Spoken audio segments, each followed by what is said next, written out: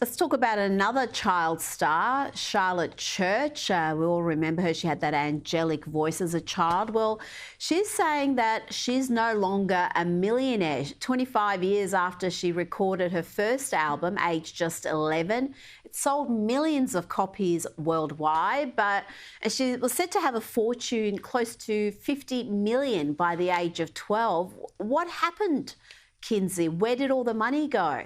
We know now these days she's a activist. She's very much a leftist activist, and she's gone woke and gone broke. But really, seriously, what happened to that enormous wealth? I mean, she kind of alludes to the fact that she just blew it in this article where we find out that she's selling her home. She said, I wanted the mansion. I wanted the mansion by the forest. And then she talks about how she's spent years renovating it. I mean, how sad to pour so much money into a property that you inevitably have to give up because you can't afford it. But it sounds like she just did not manage her money well. But it's funny you say that she's an activist, because I only know her as an activist today, and she complained in that article about how her stepfather pushed her to continue music after the age of 14 because she didn't really like it. But now that the funds are low, she's decided she really wants to pursue music again.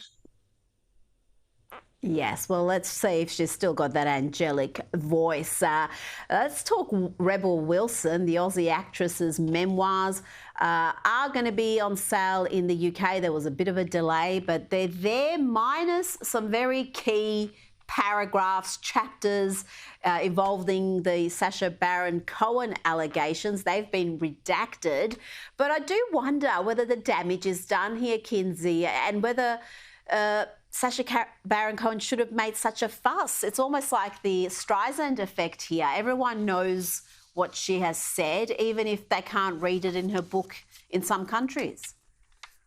Everyone knows what she said, and on top of that, like the icing on the cake was the announcement of his divorce and this hidden separation for years between him and his wife, which also magnified the allegations, because whether she hasn't said anything, but the immediate public perception is that he is this man, and that's why this sweet wife that this trophy on his arm that always kind of got him into these rooms he normally wouldn't be allowed into.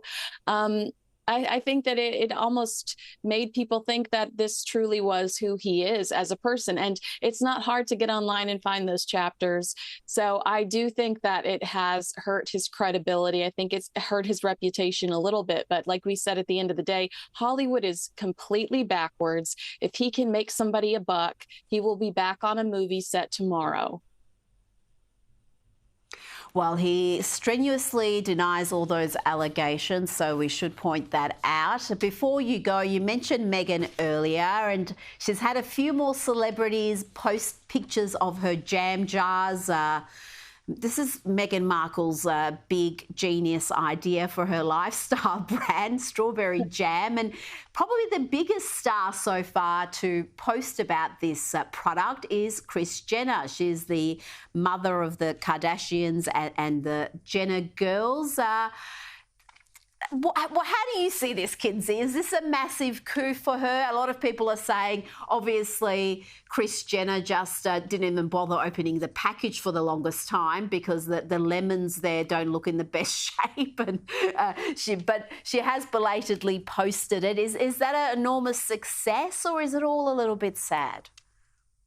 I mean, I think it's a poor reflection of Meghan because, like I said earlier, Kim Kardashian teasing Kate right before we found out she has cancer. It doesn't look like the company that Meghan keeps is very good when you're associating with people that would be so insensitive during a time where we knew for a fact that the Princess of Wales was recovering from a major surgery.